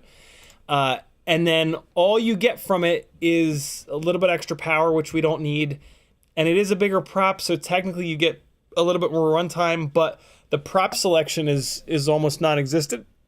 There's only one, there's two propellers, one by HQ, one by Gemfan. The Gemfan is way better. So realistically, there's only one propeller option, and it's a tri-blade. So as a tri-blade, even if it were 1.2 inches, which is not, it's like 1.4 inches, as a 1.4 inch tri-blade, none of these smaller motors have the stator volume to crank it, as we've found with our thrust testing. And it's a tri-blade rather than a bi-blade, and the bi-blades outperformed all the tri-blades, even on the smaller size. So it's an interesting option, but we just don't need it. We have plenty of power, and we have a propeller that works better on in the 1.2 inch size, and this allows us to use the better AIOs and the much more common AIOs too. So yeah, I had really high hopes for that, but it just, yeah, it flew terrible with the beta FPV AIO in it. And then there was the external VTX, and then it had their camera, which was just the worst camera I've ever seen. Yeah, I have one here. I have one like waiting to go, but I just, there's just not like a use case for it. There's not a situation where I think the best situation for it would be the Mobula 6 HD0, which is why I bought it. But after a bunch of different setups on that Mobula 6 HD0, I realized that I didn't need more power. I definitely didn't need more weight. So it just didn't make any sense for that build. But that would be the ideal build for it if the 0702 30,000 kV motors are not enough power for you. I don't think that's going to be the situation, though, because I'm a pretty power-hungry lunatic, and they were plenty of power for me. So, yeah, it's interesting, but I just don't think it's better in any way. 661FPV says, in regards to Crossfire versus ELRS, were they both at the same packet rate and output power? Both were locked to 150, 100. Bet ELRS goes farther. There are almost no situations where ELRS is going to go farther than Crossfire. Mainly because, I mean, if they're on similar kind of settings. The 900 megahertz band is just better for range and for penetration. Like, that's not... It doesn't matter what Express LRS does. That's just science. I have no idea what packet rate and output power any of them were at. But it was just, I just had the rig that I was trying to tune for someone to get a wobble out. So I sent it out and whatever. But there's no reason to debate this because both systems are going to go farther than you're ever going to need them to go. So close your eyes and point to one, and you're going to have a great flight experience. So no real reason to waste time hemming and hawing back and forth between the two. They're both awesome. Pick whichever one you like better, and you're going to have a really good time. Mr. Blue Sky says, I'm building a Meteor 65 with the Weedlead 28.5. Just got the correct AIO today. Weekend build starting tomorrow. Very cool. You're going to dig it, man. I'm assuming by correct AIO, you mean the happy model? If so, you're going to love it, man. I'm going to tell you, though, put a motor limit on it. It's hard to fly at 100% with those 28,500s. They make a lot of power. You're going to crash a lot. But it's just a blast. Espander says, that's also apples to oranges. We're not talking Crossfire versus ELRS. It's completely pointless. Sorry, dude. Ram Douglas says, Alpha 65, is that it? What are we talking about, Ram? Menederson says, an aircraft that is fancy but constantly broken / never flying is a hangar queen. There we go, hangar queen. Hell yeah. Fat Pastor says, also grab the corners. Ram Douglas says, I do it the mental way. Jesse Garcia says, thanks, man. I just needed to see it could be done. Almost took an eye out. It's true. Fat Pastor says, if you shout, get in my Bella while you do that, it helps too. Get it? Oh, my belly. Flesh FPV says, just started flying whoops.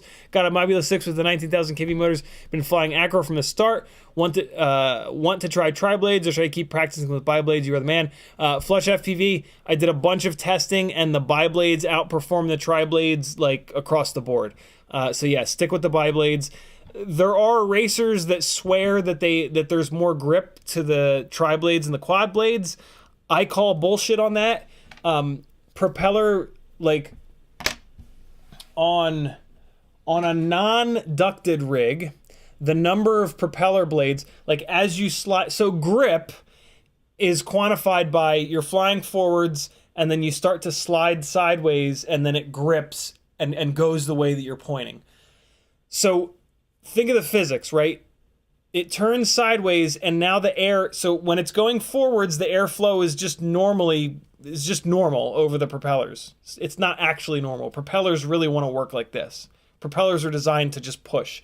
We're in a weird situation where we need propellers to take incoming air sideways. That's why quad props are different than propellers in every other part of aerospace, right? So the grip comes from when you start getting this sideways airflow, how much can the propeller grab onto that sideways airflow to grip and turn, right? So the number of blades has an impact on that, because as you start to turn it sideways, if there are more blades, there is more often going to be a physical piece of plastic coming around to capture some of that incoming sideways air and redirect it.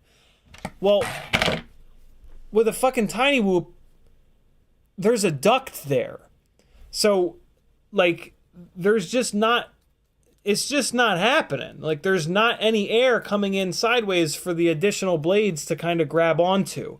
With a Tinywhoop or any ducted rig, when you do that, there is an infinite amount of air resistance being created by a big old piece of plastic there. So that explains why, like, there's just, I don't know, racers are all racers are much better pilots than me. So on one hand, maybe take their word over mine, but I have tested this whole grip nonsense with Tinywhoops for years and years and years and years. And I tend to be, and I'm a huge proponent of, like, noticing the placebo and really, like, just not, yeah, like, if there's not an actual difference, don't convince yourself that there's a difference. And most people are not like that. Most people just spent $5 on a new set of Tinywhoop props and they're super excited. And yeah, they bet. Hello? It's just nonstop now. I fucked with Ethan or whatever the hell his name is, and he's getting his revenge. Maybe it's because I sicked you guys on him. Yeah, I don't know. I can't. Not a single time have I been able to notice a difference in grip on a Tinywhoop between 2-blade, 3-blade, or 4-blade props, and the physics just don't. I just don't buy the physics. I really don't buy. I buy it on a normal quad, and I can kind of maybe feel it a little bit on a non-ducted rig, but on a Tinywhoop, I just don't. I'm just not buying it because there's a physical duct. So yeah, take that for what it's worth, which is very little. Ethan W says, I'm looking at the Flywoo Nano Baby Walk Snail Toothpick now. Thanks for changing my mind. You're certainly welcome, my friend. Tuner Taxi says, why don't you like Crossfire? I just don't like Trappy, to be super honest. He treats people like shit. And I just don't like people that treat other people like shit for no real reason. So, yeah, I thought that I don't like Crossfire. It's that I don't like TBS. So I don't. Crossfire is the only TBS product that I run. And as soon as Express LRS gives some love to their 900 megahertz system, and it gets tested thoroughly, I will immediately be switching over. But yeah, the other thing of no. This is the last thing I'm going to say. 2.4 gigahertz as a wavelength does not like going through water. 900 megahertz goes through water much easier. Every single time it rains, every single tree gets filled up with water. That's all I'm going to say. Bozidar said, same question as Tuner Taxi. In-flight FPV says, are you on the most recent firmware for Crossfire RX and TX? If not, what version? I'm several versions behind and afraid / too lazy to update.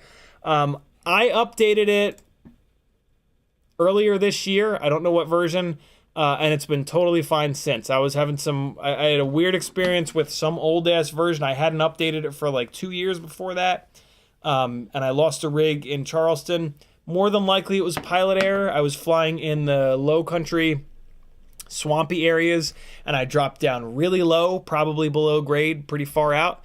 So more than likely pilot error, but yeah. Espander says, time for bed. YouTube just did the thing. Bozidar says, I bought several TBS Crossfire Diversity Nano RXs. Is the wiring the same as the Nano RX to get the diversity function? My assumption is yes, but don't quote me on that. If you go to Google and type in like Crossfire Diversity Nano RX wiring, there'll be guides on how to wire it. Just follow those. In-flight says, also, I always lose Crossfire connection before DJI Vista. Any ideas why? That should not be. Crossfire with a properly set up antenna with the settings correct should go way further than DJI Vista. Typically the problem is like essentially user error. Your antenna is not oriented right on the module. Your antenna is broken. The antenna on the quad is broken or not oriented correctly. So yeah, that should be it. But if Crossfire should go way farther than DJI. Michael D says, Wesley already flew a wing at 45 out 45. Here we go again. God damn it. 28 miles, heavy model EP1, 100 milliwatts, 50 hertz. Awesome. That is one of the many reasons that I say that ELRS is absolutely fantastic. But from a science and physics standpoint, a 900 megahertz connection is always going to win. I don't care how hard you guys try, you're never going to convince me or anyone else that has any amount of brain cells that that's the case. ELRS is awesome. You're going to love it. Close your eyes and point to one, and you're going to have a great experience. The end. Can we please leave it there, for the love of God? Isaac M says, recently got my first Whoop Tiny Hawk 2. What are your Whoop rates like compared to 5-inch? Exactly the same. One of the best things you can do for yourself as a pilot is to run the exact same rates on every single thing that you fly. Awesome. I'm caught up on... It's 8:47. Fuck. Mental FPV says, on the X12 AIO, which is the pad with the active RF signal when you rip the cube antenna off? It should be the most inner pad, but I didn't have to do that mod on the X12, so I don't actually know. Solder it up to the most inner one, see if you have signal.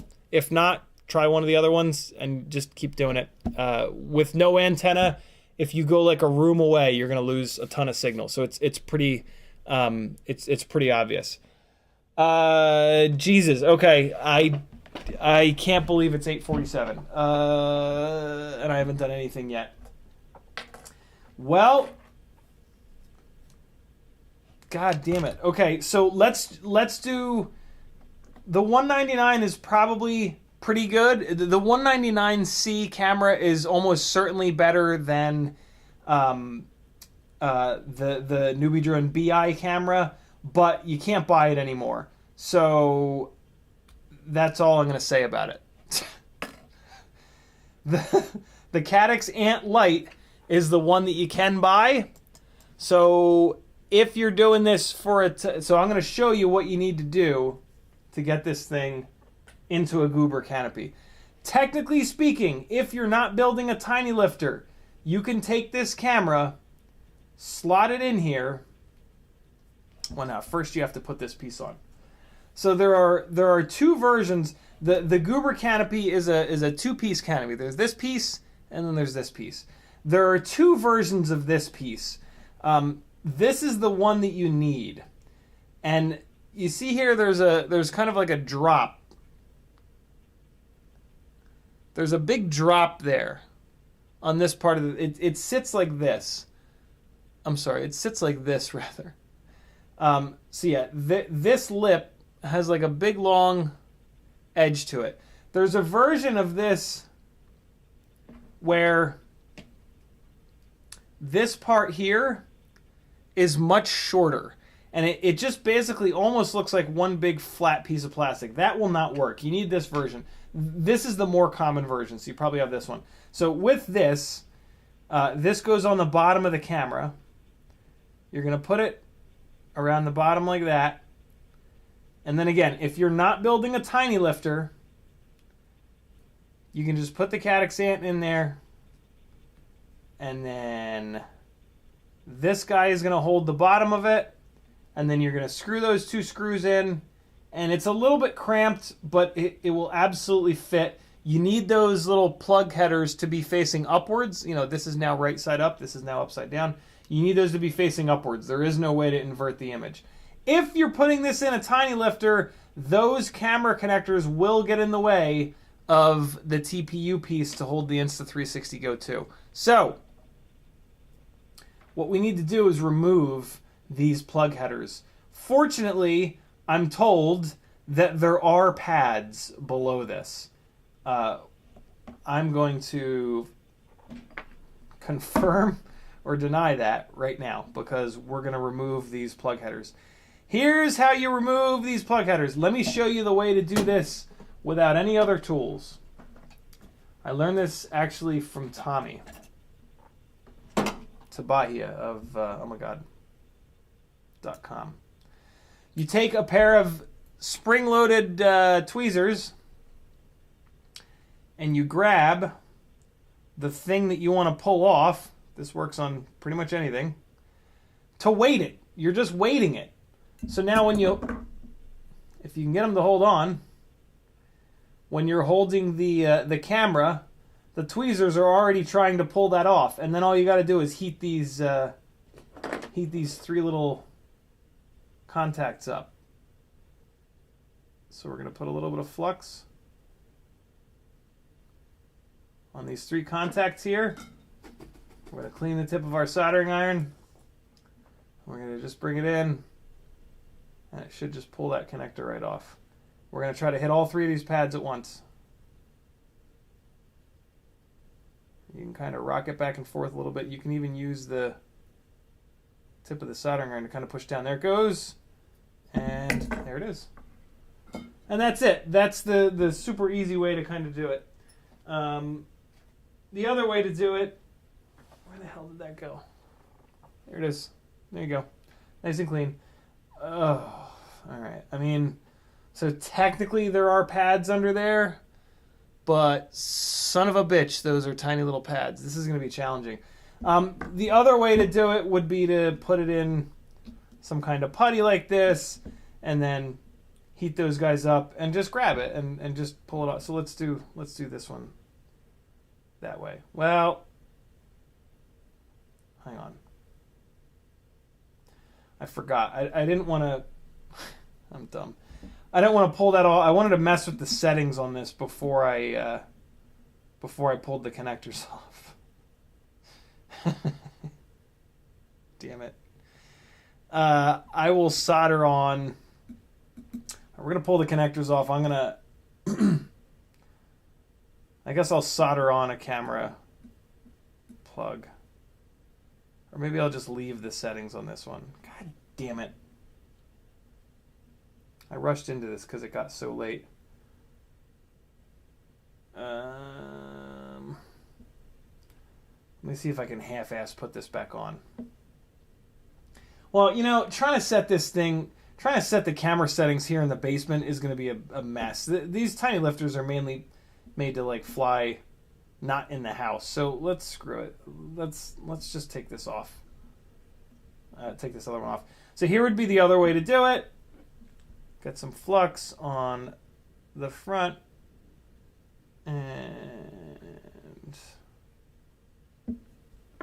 right, just grab your little tweezers, and you're going to try to hit both pads at once, and just grab the whole camera connector like this. And the trick is to get them both hot at once. So you just need to like move the soldering iron around a little bit, and just wiggle it around a little bit. It'll fight you, but eventually it'll come off. There you go. Up. And so one of the little legs kind of stuck in there, and there you go. And now that guy's off. So, yeah, we've de-plugged this little guy. And now I'm just going to like kind of tin these pads. These are through holes now. And we're just going to put some fresh solder on them. Might as well load them up with a little bit of flux.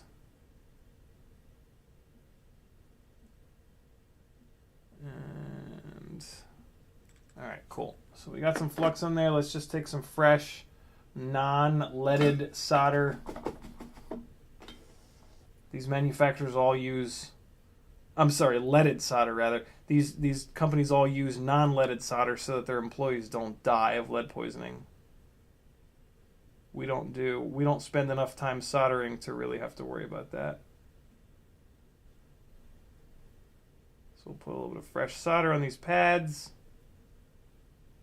It's not wanting to stick. Oh, there it goes. There we go. All right, 5 little shiny balls. Just the way I like my balls. Shiny and round. Just take a quick look here. Yeah, we're good. And well, you know what's interesting? I could, since they're through holes, I could technically solder the wires up to the front of this damn thing. So it's going to sit in here like this, and then this guy. Well, here. So let me show you how it's going to sit. 8:56, 4 minutes before Bot Grinder starts doing drugs. I will be impeding on his time slot. So I'm just going to do a little bit here. Yeah, the whole like this camera versus that camera thing, like it wasn't actually clickbait because we did talk about it, but I'm not really going to, there's no need for me to like show you guys which camera looks like which because you can't buy the one camera. So it's yeah, sorry if I tricked you a little bit, but I mean, I guess if you have one of those 199C version 2s floating around, which you probably don't, but if you do, it's going to be better. It's almost certainly going to be better than the Newbie Drone BI, but it's probably not going to be as good as this Caddx Ant because this Caddx Ant is like newer and cameras have gotten noticeably better.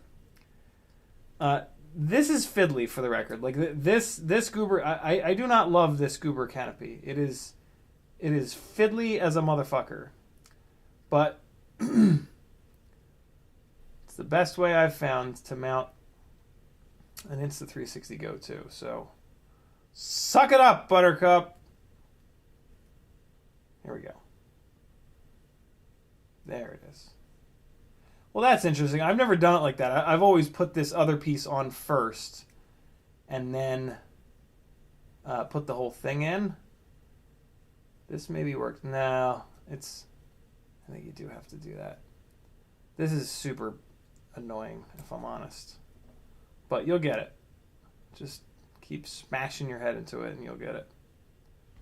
There we go. That should be it.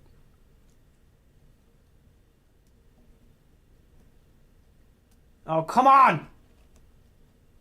God damn you. Come on, get in there. You got to be really gentle with this too. The front part of this little extra piece is super thin plastic, and it's like just dying to be broken. Arizona FPV says, are there preferred camera settings for the Caddx Ant? No, probably just the stock settings. Yeah, no, this is... Come on, you fucker. No, I'm like way off. This will fit. It fit with the plug headers on it, so it'll definitely fit. This is just a very annoying process. But I mean, what isn't in FPV?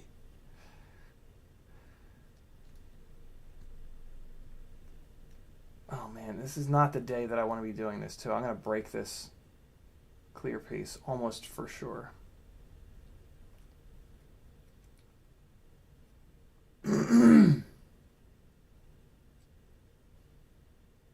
All right, let me do this. Let me try to get one of these screws in here, and then maybe I can just force the actually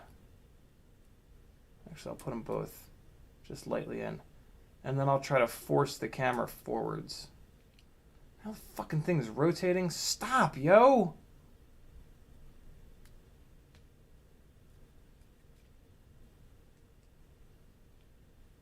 Alright, there it is. Now it's on the... That's where it needs to be. Okay, so there we go. So that's in there. So now the question is, can I just push this? You gotta kind of like push the camera forward a little bit. There's some slots in the top part of the canopy that it has to get... Yeah, no, it's not gonna... It's not gonna get to those slots in it. Like I had it before, but I just can't get it right now because I have rabies. God damn it. I can't stress enough how fragile this plastic piece is and how calm you have to stay when doing this. You'll absolutely break it. You can't use force. You cannot. There it goes. There it goes. There it goes. Okay. All right. So there's the camera in the slot. Now I just need to get this fucking plastic piece down.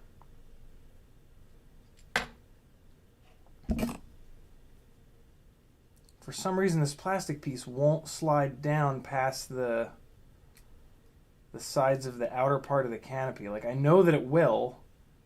It just won't right now. Although I think I just got it. Almost. It's almost there. Oh, you fucker. Alright, I don't have it in me. It's 9:01. Fuck you, Tinywhoops. I hate you and I hope you all burn in hell. Sorry guys, I completely lost track of time. I'm really hungry. There's pizza upstairs. That's what you have to do. You then have to direct solder the camera to the newbie drone board. You guys have seen me solder before. Because of the way the camera is, oh god, because of the way the camera is sitting in there, you need to flat solder the wires to this thing. So you need to send the wires straight down the length of the board. You'll see what I mean if you're going to do this. You'll once you're looking at it, you'll see where the TPU needs to go. Here's how it is. Canopy, and then the TPU goes next. And then the camera sits on top of the TPU. And then the plastic piece sits on top of that. And when you're doing this, you'll see the space constraints. You'll see the space that the TPU wants to use, and you'll be like, okay, so I need to solder these wires flat. So there you go. Meta Nerdskin's going to go try the pinch cam in there. We'll report on the Discord. If you want to get onto the Discord, the link is on CiottiFPV.com. If you want full access to the Discord, you got to give me 10 cents a day over on Patreon. I love you guys. CiottiFPV.com. This is my full-time job. I do need each and every one of your help in some way or another. Click a thumbs up, leave a comment, do as many things as you want. If you have a couple extra bucks, that's the main thing that I need to get some health insurance someday. And just, keep the roof over my head. Love you guys. Be good. Here comes some flying at in Salt Lake City, actually. Some Tinywhooping. And